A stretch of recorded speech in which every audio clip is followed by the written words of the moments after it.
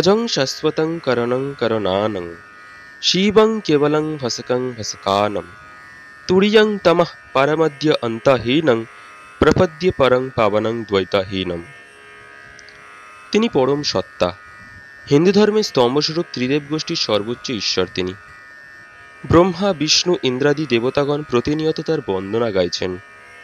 শিল্পকলা, নৃত্য, বিদ্যা, যোগ, শস্ত্রবিদ্যা প্রভৃতি সকল বিদ্যার জনক তিনি। তিনি সর্বোৎকৃষ্ট, অপরিবর্তনশীল, জন্মরহিত, শাশ্বত। তিনি সৃষ্টি, স্থিতি, লয় এই তিন কারণের কারণ। বৈদিক মন্ত্রে উল্লেখিত পরমেশ্বর তিনি। এই পরমেশ্বর কখনো সদাশিব, কখনো বা মহাকাল, আবার কখনো ভৈরব রূপে প্রকাশিত হন। মহাযোগী যোগীশ্বর তিনি। তিনি দেবশ্রেষ্ঠ, দেবাদিদেব মহাদেব। জগৎ সংসারে তিনি শিব রূপে সদা প্রকাশিত। বৈদিক বহু গ্রন্থে মহাদেবকেই মহা ঈশ্বর বলা হয়েছে। শ্বেতশ্বতর মুনি প্রবর্তিত শ্বেতশ্বতর উপনিষদ নামক উপনিষদের মতে যদা হস্তমস্তন্য দিবান রাত্রি নশন্য চাশচ্ছিব এব কেবলঃ, অর্থাৎ যখন দিন রাত্রি, আলো অন্ধকার, সত্য অসত্য কিছুই ছিল না, তখন কেবলমাত্র মহাদেবী বিদ্যমান ছিলেন।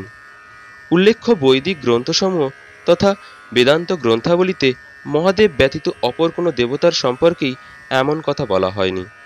শিব এব কেবলঃ কথাটি শুধুমাত্র মহাদেবের সম্পর্কেই বলা হয়েছে। এই শিব নামক সত্তার থেকেই বিশ্ব ব্রহ্মাণ্ড সৃষ্টি হয়েছে।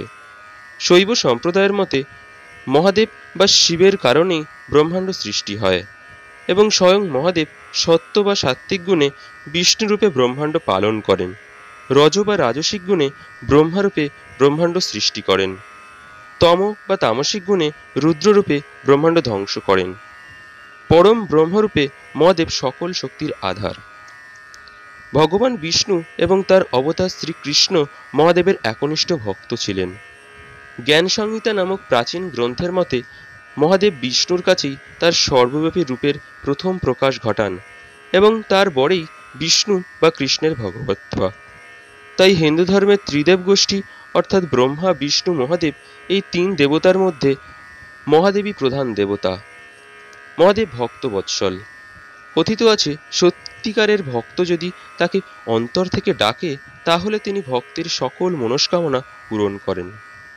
বৈদিক গ্রন্থে উদাহরণ আছে কিভাবে মহাদেব তার একনিষ্ঠ ভক্ত শিলাতপুত্র মার্কণ্ডেয়কে রক্ষা করেছিলেন। ভক্তের হাত থেকে বেলপাতা এবং পঞ্চামৃত অভিষেক পেলেই তিনি সন্তুষ্ট হন। মহাদেব তার ভক্তদেরকে সকল বিপদ থেকে রক্ষা করেন। মহাদেব এবং বিষ্ণুদেবকে একই অঙ্গের ভিন্ন রূপ বলা হয়। হরিহর রূপটি যেন সেই কথারই বারংবার উচ্চারণ করেছে। হরি অর্থাৎ বিষ্ণু এবং হর অর্থাৎ মহাদেব। বিষ্ণু এবং মহাদেবের সম্মিলিত রূপ হরিহর রূপ। হরিহর রূপটি হররুদ্র রূপ নামেও পরিচিত। মহাভারত মহাকাব্যেও হরিহর রূপের উল্লেখ পাওয়া যায়। হরিহর স্তোত্রম নামক স্তোত্রের প্রথম অংশে বলা হয়েছে ধর্মার্থ কাম মোক্ষাখ্য চতুর্বর্গ প্রদায়িনৌ বন্দে হরিহরৌ দেবৌ ত্রৈলোক্য পরিপায়িনৌ, অর্থাৎ স্তোত্রের মাধ্যমেও হরিহর দেবতার কল্যাণকারী ক্ষমতার কথা বর্ণনা করা হয়েছে। তাকে বন্দনা করলেই চতুর্বর্গের ফল পাওয়া যায়। ভারতের ওড়িশা রাজ্যের ভুবনেশ্বরের লিঙ্গরাজ মন্দির হরিহরের উপাসনার জন্য বিখ্যাত। বিভিন্ন বৈদিক এবং পৌরাণিক গ্রন্থের মতে মহাদেব কৈলাস পর্বতে যোগীরূপে কঠোর তপস্যায় মগ্ন থাকেন। আবার অন্যান্য গ্রন্থের মতে মহাদেব কৈলাস পর্বতে স্ত্রী দেবী পার্বতী এবং দুই পুত্র গণেশ, কার্তিকের সঙ্গে বাস করেন। তাদের সাথে সদা সর্বদা বিরাজ করেন নন্দীদেব। এছাড়াও মহাদেব এবং তার পরিবারকে রক্ষার্থে রয়েছেন অগণিত ভৌতিক অনুচর, যাদেরকে গণ বলা হয়েছে। হিন্দু পুরাণ মতে কৈলাস পর্বত মহাবিশ্বের কেন্দ্রস্থলে অবস্থিত।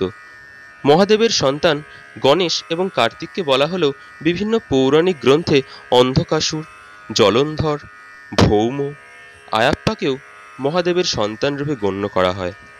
মহাদেব নামটি উচ্চারণের সাথে সাথেই আমাদের মনে ভেসে ওঠে এক জটাজুটো, ব্যাঘ্রচর্ম পরিহিত, ত্রিশূল, ডমরু, সর্পধারী যোগীর ছবি। সেই যোগীর গলা রুদ্রাক্ষ মালাতে শোভিত, মস্তক থেকে নির্গত হচ্ছে পুণ্যসলীলা গঙ্গা, ললাটে তার শোভা পাচ্ছে ত্রিপুণ্ড এবং ত্রিনেত্র, জটাতে অধিষ্ঠান করছেন চন্দ্রদেব। মুখমণ্ডলে অদ্ভুত এক শান্তি রয়েছে তার। পণ্ডিতগণ মনে করেন ব্যাঘ্রচর্ম আসন ছিল প্রাচীন যুগে ব্রহ্মর্ষিদের জন্য রক্ষিত একটি বিশেষ সম্মান।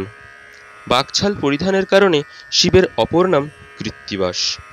মহাদেবের প্রিয় নগর কাশী। ভগবান শিবের নামে অর্থ সম্পর্কে বিভিন্ন মত প্রচলিত আছে। সংস্কৃত শিব শব্দটি একটি বিশেষণ যার অর্থ দয়ালু, শুভ ও মহৎ। মহাদেবের নামটির অর্থ করলে দাঁড়ায় দেবতাদের মধ্যে যিনি মহান। ব্যক্তিনাম হিসেবে শিব শব্দের অর্থ মঙ্গলময়।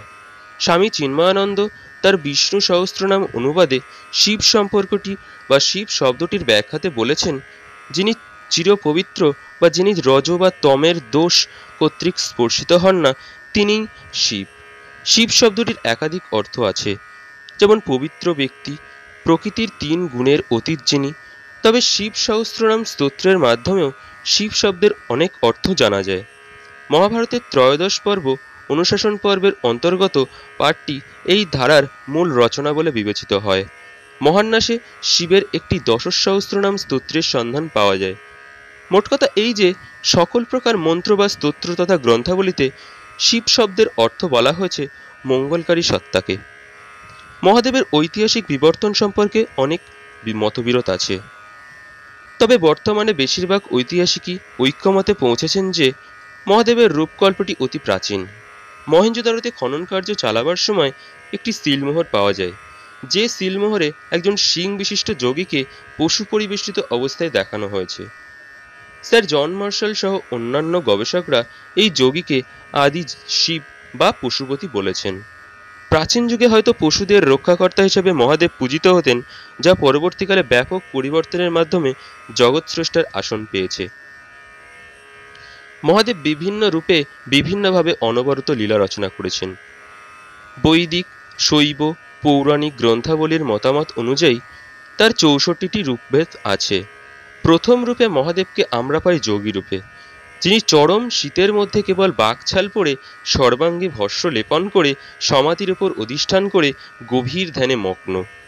দ্বিতীয় রূপে আবার এই মহাদেবী ধরা দেন গৃহী সত্তাতে, অর্থাৎ কৈলাস পর্বতে স্ত্রী পার্বতী এবং 2 পুত্র গণেশ কার্তিককে নিয়ে বাস করেন তিনি।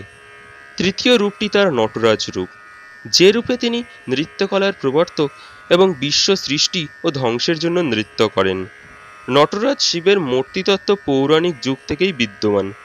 দক্ষিণামূর্তি রূপে মহাদেব দক্ষিণমুখী হয়ে জ্ঞান পিপাসু ঋষিদের জ্ঞানদান করেছেন। অর্ধনারীশ্বর রূপে মহাদেব অর্ধপুরুষ এবং অর্ধ নারী দেহ ধারণ করেছেন এবং প্রমাণ করেছেন যে পরমাশক্তি একাধারে পুরুষ ও নারী শক্তি। ত্রিপুরার্তক বেশে মহাদেব ত্রিপুর দানবদের ধ্বংস করেন। এছাড়াও মহাদেবের অষ্টমূর্তি নামক রূপভেদ খুবই প্রসিদ্ধ, যেখানে তাকে সর্ব, ভব, রুদ্র, পশুপতি, উগ্র প্রভৃতি 8টি রূপে কল্পনা করা হয়েছে। ঋগ্বেদে রুদ্র নামক দেবতার উল্লেখ রয়েছে, যিনি ঝড় ঝঞ্ঝার দেবতা হিসেবে পরিচিত। কালক্রমে যজুর্বেদে এই রুদ্র পরিচিতি পেলেন শিব বা মহাদেব নামে। রুদ্র দেবতা এবং মহাদেব একীভূত হয়ে গেলেন। রুদ্র নামটির অর্থ যিনি অমঙ্গলকারী শক্তিসমূহকে হত্যা করেন। রুদ্র দেবতার সঙ্গে অগ্নি, ইন্দ্র এবং মিত্র প্রভৃতি দেবতার যোগ ছিল। তবে পরবর্তীকালে রুদ্র দেবতা কেবলমাত্র মহাদেবের উগ্ররূপের প্রতীকস্বরূপে পরিবর্তিত হয়ে গেলেন। মহাদেবের প্রচুর নাম বৈদিক মন্ত্রসমূহে লিপিবদ্ধ আছে। বৈদিক গ্রন্থ যেমন ঋগ্বেদ, যজুর্বেদ প্রভৃতিকে মহাদেব পরিচিত রুদ্র বা শিব নামে। এছাড়াও বিভিন্ন সময় তার বিভিন্ন নামকরণ হয়েছে। সেই নামগুলির মধ্যে উল্লেখযোগ্য হল 1. পঞ্চানন। এই পঞ্চানন নামটি মহাদেব প্রাপ্ত হয়েছেন তার 5টি মস্তকের জন্য। 5টি মস্তকের 5টি নামও আছে, যেমন সদ্যজাত, বামদেব, অঘোর, তৎপুরুষ এবং ঈশান। মহাদেবের 5টি মস্তককে পঞ্চভূত, পঞ্চ জ্ঞানেন্দ্রিয় এবং পঞ্চ কর্মেন্দ্রিয়ের প্রতীক বলা হয়। মৃত্যুঞ্জয়।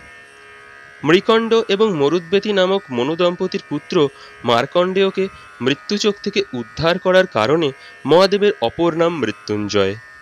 মহাদেবের পরে অমরত্বপ্রাপ্ত মার্কণ্ডেয় ঋষি মৃত্যুঞ্জয় মন্ত্র রচনা করলেন। ওং ত্রয়ম্বকং যজামহে সুগন্ধিং পুষ্টিবর্ধনম উর্বারুকমিব বন্ধনন মৃত্যুর্মুক্ষ্যমামৃতাৎ। নীলকণ্ঠ। দেবতা এবং দানবকৃত সমুদ্র মন্থনের সময় প্রকৃতি বিনষ্টকারী হলাহল বিষ উত্থিত হয়। দেবতাদের অনুরোধে মহাদেব সেই বিষ পান করলেন এবং নীলকণ্ঠ নামেও পরিচিত হলেন। এছাড়াও আশুতোষ, উমাপতি, শম্ভু, শঙ্কর, চন্দ্রশেখর, বাসুকীনাথ প্রভৃতি মহাদেবের অপর নাম। পৃথিবী রক্ষার্থে মহাদেব 19 বার অবতীর্ণ হয়েছেন।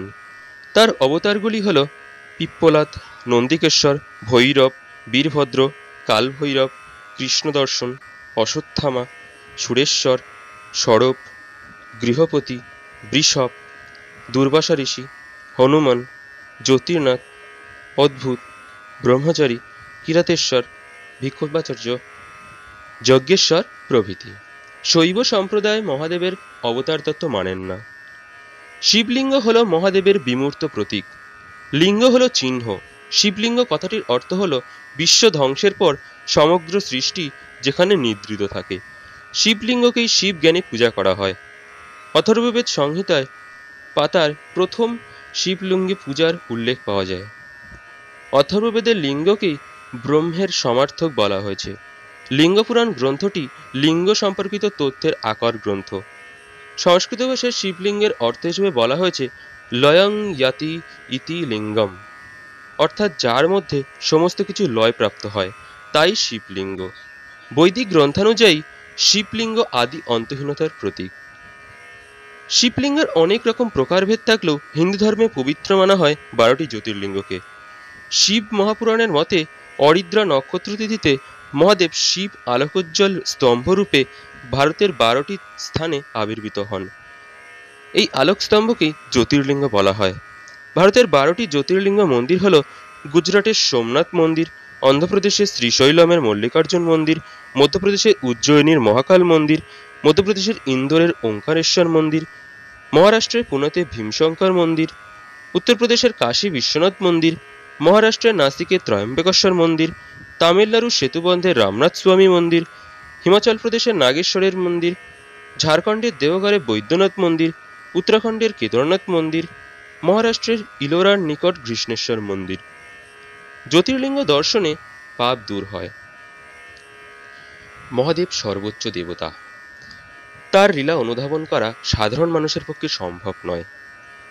ধরণী রক্ষার্থে বহু যুগে বহুবার বহু অবতারে তিনি মর্তে এসেছেন।